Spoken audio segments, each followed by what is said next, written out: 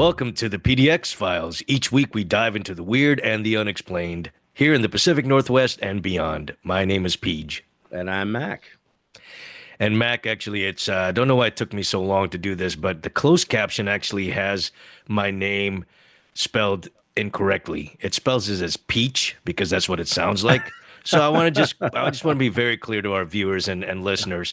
It's actually short for producer John. I did introduce myself as producer John in the first couple of episodes, but I've gone as Peach, among the podcast in the podcast community. But Community, yes, indeed. at least for the Quiet. last 10 years. And so I don't know if that's going to make me change my intro, but it is what it is at this point. What Yeah. are we going to talk about today? Well, we got a local case here from the Portland area, and I have kind of heard about this, but I have not really. I didn't really know. I kind of knew that it was the Carousel here in the Jansen Beach area of Portland. As Oh, the okay. kind of a special thing for people who lived in that area. And this video will get into it a bit, but I don't remember hearing anything about it being paranormal related. But here Neither have I. here it is. And as usual, I have not seen this video that Mac found, and so And he I will calls himself a be producer. well, I mean, but this is part of the shtick, right? This is part of our bit. You surprise me with the videos that you Indeed. select, Indeed. unless it is a video that I personally find. But this way rather, it's my reactions, especially, will be fairly. What do you call this? It's Unbiased. definitely going to be unbiased. There we go. All right. There we Well, go. Done and let's done. see here. Let's go ahead and get this video going. In the early 1980s, an ordinary family outing to the Jansen Beach Mall in Portland, Oregon, became She the said it beginning right. of a decades-long ghost story that would captivate locals and paranormal enthusiasts alike. Mike Ball, a letter carrier from Portland, took his 4 young daughters, aged between 2 and 10, to ride the historic Carousel at the mall. Little did he know that this seemingly mundane trip would lead to a chilling encounter, the significance of which would come to surface years later. As Mike and his well-behaved daughters waited patiently in line for their turn on the majestic merry-go-round, his attention was drawn to 2 children already aboard the ride. These children, however, were far from ordinary. Their behaviour was notably unruly, and their appearance struck Mike as peculiar. The boy, who appeared to be around 10 years old, wore knickers, while the girl, seemingly about 8, wore a dress in a style reminiscent of the 1920s. Knickers. Yeah, knickers and I don't know. I can never tell for sure if that's an Australian accent or a New Zealand accent. I have trouble sort of. I mean, if I hear them side by side, I could tell, right? But with her, I think she's Australian, but she might be from New Zealand. I'm just saying. I mean, or she could be British. No, there's no British accent there at all. That's totally not British.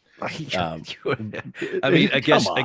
I guess you can claim to speak with authority on that one since you are a bit, I you are a, yeah. what do you call yourself? An Anglophile? Yeah, I guess so. Yeah, to So, make sure nobody think that's racist, by the way, it's not. But so, at first glance, what I was thinking when I heard this is that, okay, this is, it's possibly residual because they're kind of doing the same thing over and over again. They're being unruly. I don't know. That also could say that maybe it isn't a sort of an intelligent haunting. I'm not sure yet.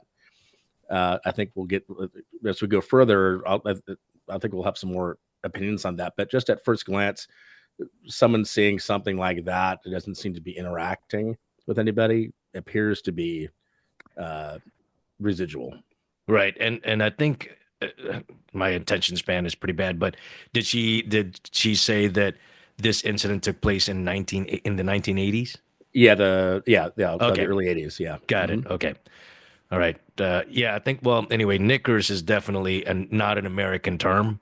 Uh, and for those who are actually watching this on YouTube, obviously, it's pants, right? It's long pants, and the depiction the artist's depiction on the video does show this little boy with, first of all, with suspenders also. So that's a kind of another odd thing if this is indeed, what the man described. But we'll continue. Let's do it. What truly set these children apart was their dangerous play. They were running around in the middle of the carousel near the machinery housed in the central cylinder. An open door allowed visitors to peer inside, and from his And then almost vantage like point in the queue, Mike could residual clearly almost. see the children playing in this hazardous area. He found himself growing increasingly concerned and annoyed, assuming they were the operator's children due to the lack I'd of be annoyed too. intervention from the staff. At the time, Mike didn't give much thought to the strange presence of these children. It wasn't until over 15 years later that the true significance of his encounter would come to light. In the intervening years, Mike had developed a passion for ghost hunting and had even set up a website dedicated to haunted locations in Portland. Yeah. So what I was thinking in that, again, is kind of the kids appear to be playing around dangerous stuff, not really aware of where they're at. Seems to be residual at first glance. But again, we obviously can't see it. So if they're actually playing around the machinery, like being cognizant of where they're at, if that's kind of what the view was, then that leads to maybe something else, right? So it's kind of an interesting beginning here. What are some of your thoughts on this? Well, I don't know if she's going to go into it later on in the video, but I'm assuming that the machinery itself has some significance here in terms of maybe how these two kids met their demise, untimely demise, maybe even. You're smiling, so you probably obviously you've seen this video already, so maybe I'm correct. If I can, would you like me to put money on that? No. No, I don't think so. Anyway, so I was just saying more of like they're playing around dangerous stuff, maybe not being aware. Maybe he's just seeing them moving through, right? We don't quite have the context yet. We don't have the context yet, and yeah, to your point, it does seem like it's residual, unless again later on in the video, if it's revealed that the children interact with him, I don't know. So Let's see. Okay, I hate being in suspense. Then, one fateful day in the late 1990s, Mike received an email that would send chills down his spine and force him to reassess his memories of that day at the Carousel. The email was from Sarah Robinson, a woman who had been researching potential hauntings at the Jansen Beach Carousel. Sarah's message described an eerily similar experience to Mike's, detailing sightings of two ghostly children playing on the carousel dressed in 1920s attire. Sarah's account was remarkably consistent with Mike's memories. She too had seen the children multiple times, but only when the door to the machinery was open. The description of their clothing matched Mike's recollection perfectly, right down to the boys' knickers. As Mike delved deeper into his memories, he recalled additional details. The ghostly children had whispered to each other, occasionally pausing to gaze off to the right, as if searching for someone. Despite the passage of time, See, this the seems to be image of changing these a little bit now, strange, right? ethereal children had remained etched in his mind. Intrigued by this corroboration of his experience, Mike reached out to his now adult daughters, the youngest of whom was 22. To his surprise, none of them remembered seeing the ghostly children during their carousel rides. It seemed that only certain individuals were able to perceive these spectral figures. That's interesting. See, that's kind of an interesting turn right there, right? So you have another person kind of seeing the same stuff, Right. but with a bit more information and context, them sort of whispering and looking in a certain direction. And the fact that the kids didn't see it is interesting as well, because usually children usually seem to be the ones who could see it the most. Right.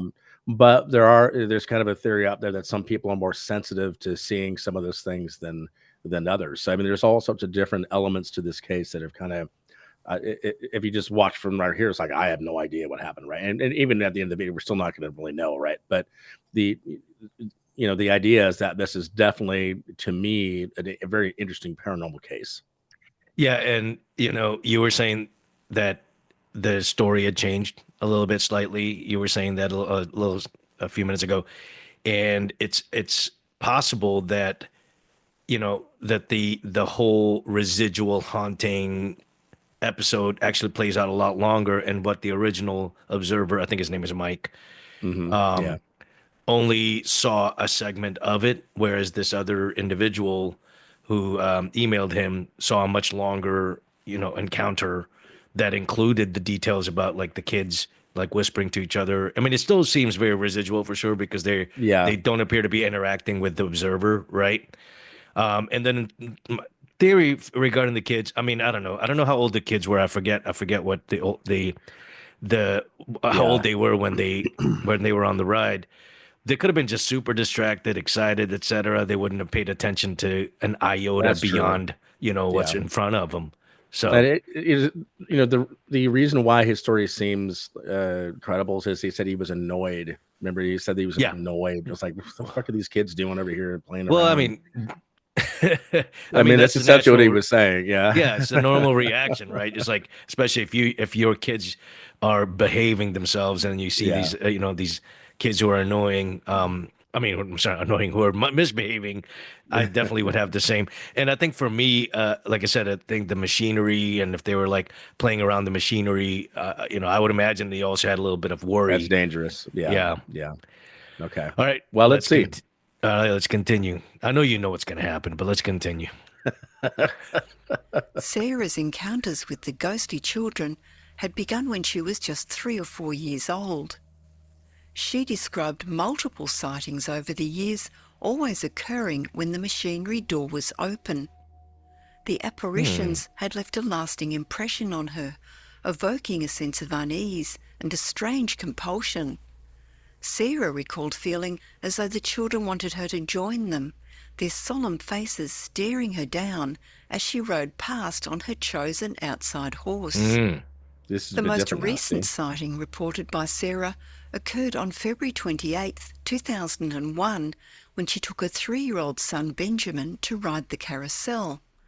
As they waited for the ride to begin, Sarah noticed they were positioned directly in front of the open machinery door. A shiver ran down her spine, and her son looked up at her with fear in his eyes, saying, "There's kids under there, Mama." Mm. Benjamin's reaction to the ghostly children was particularly telling. He expressed a strong aversion to going near the machinery, and upon returning home, he was visibly upset and wanted to discuss the experience. Hmm. So, It's made a total change, right? Now it's more like almost one of the kids are warning other kids like not to come into that area because it could be bad. right. And And and, and maybe they knew this gal who had been going there for so long, seeing the carousel.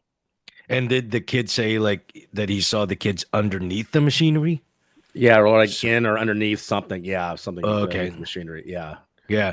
But did she also say, oh, first of all, I do want to acknowledge, yeah, definitely not British. And I've watched enough YouTube creators from Australia and New Zealand to lean towards the narrator being from New Zealand. That's what I thought too. It has more of that New Zealand. It seems like they kind of got a dirty spin on the Aussie accent, so which I like.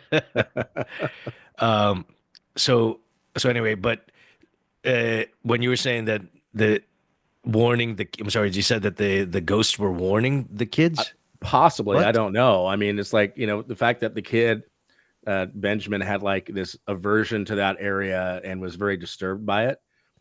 I wonder if they were trying to tell the kid, hey, because they were positioned right in front of where that door was right, and it was open. So I wonder if the kids were trying to save the other ones or that kid from going in that area. Well, probably.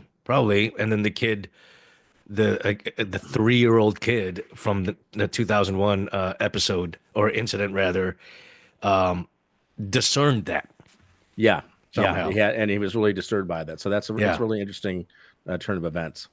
All right. You asked me to skip to this time, so I'm gonna click here. who wanted him to play with them. What Oh, maybe not. Benjamin said next was Should truly I chilling. rewind? I'm gonna rewind. In a quivering voice, Oh, he told his sure. mother, son, and his responses aligned eerily with her own childhood encounters. I mean, I think it was fine to start where it Benjamin was, but described seeing two children, a boy and a girl, who wanted him to play with them. What Ah. Benjamin so said that throws next my theory was right out the truly window. chilling. In a quivering voice, he told his mother, they got hurt and they can't leave. They're stuck in Oh. there. The girl said, don't throw him.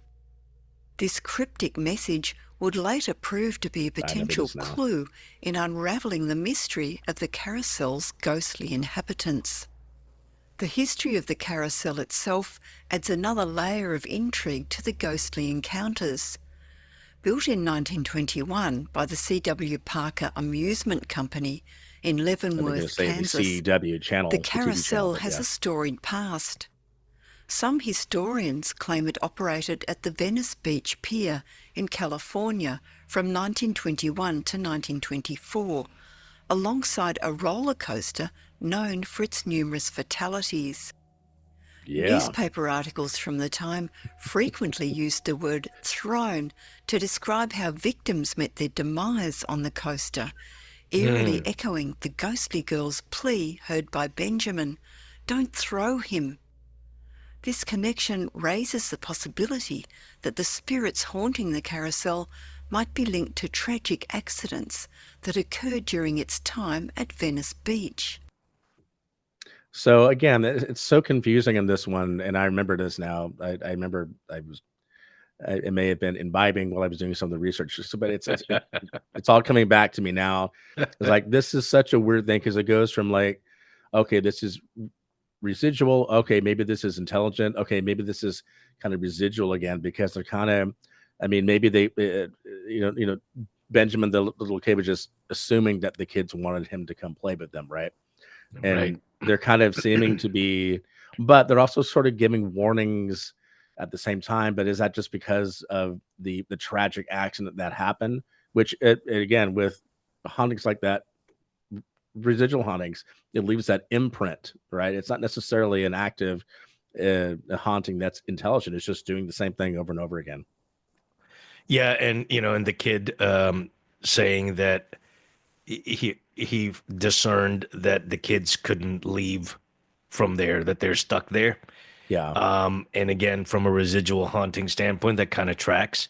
Hmm. However, and there are two different theories, of course. They're stuck at a place, or they're stuck at a particular equipment. In this case, the carousel, Yeah, especially if it they're started attached to the out carousel, right? Yeah, right, especially if it exactly. started out at in what did he say? What did she say? Venice Like the Beach? 20s, like It 2021, was in California, though, or not right? 2021, but 1920, 1921. Yeah, Venice Beach, California. Oh, Yep. okay.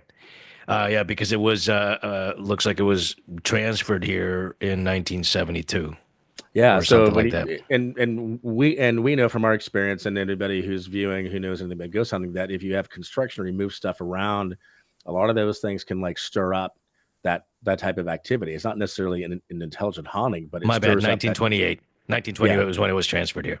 yeah, but I mean that's certainly it's a weird one because there's certain elements to it again that seem intelligent, but there's also residual Well, elements. you were saying earlier that that there are some people who are more open to it or more susceptible to hauntings, and perhaps for some of the observers they were deemed, if there was an intelligence there, they were deemed that okay, we'll just be residual to this guy, or we'll be residual to this woman. Hmm. But then to the kid, it's like, oh, now let's interact because this kid is more open. Yeah, they're more open just naturally, just being a kind of that age group, right? Yeah, Yep. yeah. Um, this kind of reminds me of that one investigation that we had in Beaverton. And actually, maybe you weren't there, but there was supposedly a something attached to a baby's crib. Were you Mm. there for No, I that? don't think so. Mm-mm. All right, but that one right there was bought at a garage sale, and so again, that's definitely something that was attached to that particular object. Yep. Okay, Let's continue here. After its stint in California, the Carousel was moved to the Jantzen Beach Amusement Park in Portland in 1928. There you go. The park was a popular attraction until 1970, when it was closed to make way for the Jantzen Beach Mall, which opened its doors on September 28, 1972. The Carousel found a new home within the mall, continuing to operate and entertain visitors for decades. And I kind of remember that, not back to the However, 70s. the mall and its beloved Carousel would face significant changes in the years to come. In 1995, about 2/3 of the mall was demolished to make way for big box development. The centre was renamed Jantzen Beach Supercentre and expanded to 800,000 square feet. Fortunately, the east wing of the mall, where the Carousel was located, remained intact with 3 anchor stores and a newly created food court.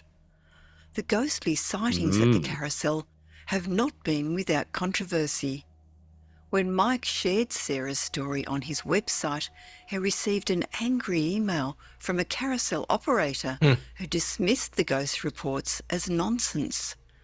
The operator claimed to have worked there for years without witnessing any supernatural occurrences. Which could mean nothing.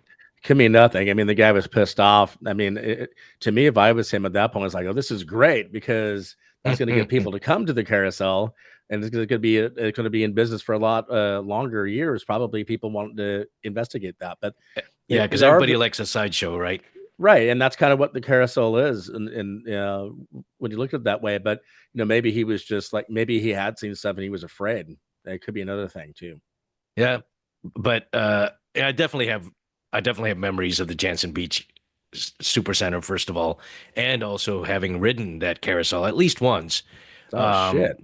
I don't think I've ever been on that motherfucker. Well, I mean, because I had, let's see here, when we moved here to Portland, my little brother at the I was gonna say at the time, he's still my little brother, but my little brother was at that time 7 or 8, and so I have little cousins as well his age, and so I remember being on the carousel with my little brother on that carousel, not the one in the picture on the video, obviously, because where are the safety railings or whatever? Yeah, he's actually about to like run right off the goddamn edge of that thing. But yeah, I'm kind of disappointed that I did not know that carousel was potentially haunted at that time. That would have definitely piqued my interest. Yeah, it's kind of the pre-real internet, YouTube times and all that. So it wouldn't have been well known probably unless unless you heard it from somebody there. It was like, hey, kid, there's a rumor this place used to be, or this thing is haunted, right? So right. All right, you asked me to skip to this section. So I trust my drunk self at the time. Maybe I should just play it. No, you should follow whatever I said. I'm sure there's a good reason for it. Okay, here we go. As with many paranormal phenomena, the ability to perceive these spectral children seems to vary from person to person. See, I knew Children there was a and reason. sensitive adults appear to be more attuned to these otherworldly presences. Some theorise that this perceptiveness is akin to having a special talent, much like a musician's ability to identify musical notes, or an artist's skill in creating accurate sketches. I like that The a lot. rarity of these sightings adds a poignant dimension to the haunting. As Sarah Robinson noted, there's a palpable sense of loneliness surrounding these ghostly children. Trapped in a liminal space between worlds, visible to only a select few, it's no wonder they seem eager to interact with those who can perceive them. In recent years, the fate of the Carousel and its spectral inhabitants has become uncertain. In 2010, further renovation plans were announced for the mall. By April 2012, a $50 million renovation project began, which included the demolition of the remaining enclosed portion of the mall. The centre's name reverted to Jantzen Beach Centre during this time. No longer a super center. Yeah, what the? these marketing people, like, it's better to be the super center, to be honest. I think that sounds better than the center. I'd rather be going to the super center. But it is interesting. I really like that analogy to having a certain talent that maybe others don't, to be able to perceive those things. And the loneliness piece, if you are attached to this thing, you're constantly worried because you think they're going to destroy it, right? And so, and only certain people can see you. I mean, that's really powerful, actually. Yeah, and we've also known, well, via kind of our own research, and then certainly what's kind of generally acceptable is that in the paranormal world is that when you've got a site that's kind of always undergoing some sort of renovation or some sort of like Yep. stirring up, it tends to stir up rather, Yeah. tends to stir up paranormal activity, and so it definitely would be interesting to find out how much this is ramped up for the people like for Sarah who continue to observe them, it seems, or or her Yeah. family. Yep. All right, well, we'll continue here. Sadly, despite plans to include the vintage carousel in the renovations, it has not been returned to public display. As of 2015, the carousel remains in storage in a building on the shopping centre property. Hmm. This development has left many locals and carousel enthusiasts disappointed, as the historic Enthusiast. ride was a tangible link to the area's past and the focal point of the reported ghostly encounters. Oh, that's too The bad. absence of the carousel raises questions about the fate of the spectral children that Mike, Sarah and young Benjamin encountered. Are they still present, unseen in the storage facility where the carousel now rests? Or have they moved on, their Mm. connection to this plane of existence severed with the removal of their playground? In July 2017, ownership of the Jansen Beach Centre changed hands, with Kimco Realty of New York acquiring the property from the State of Michigan Retirement System Fund.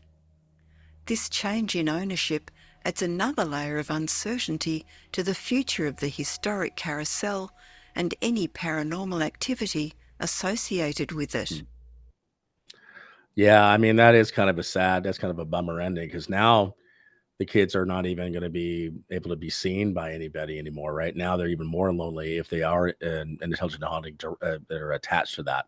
That's a very interesting, kind of somber story. But I tend to think that that is a possibility. I know carousels are kind of creepy anyway, a little bit. They're kind of one of those things that did you kind of remind people of the past Days and gone by, right? days gone by, right? So, I think that's an interesting story. Is it haunted? I don't know, but maybe.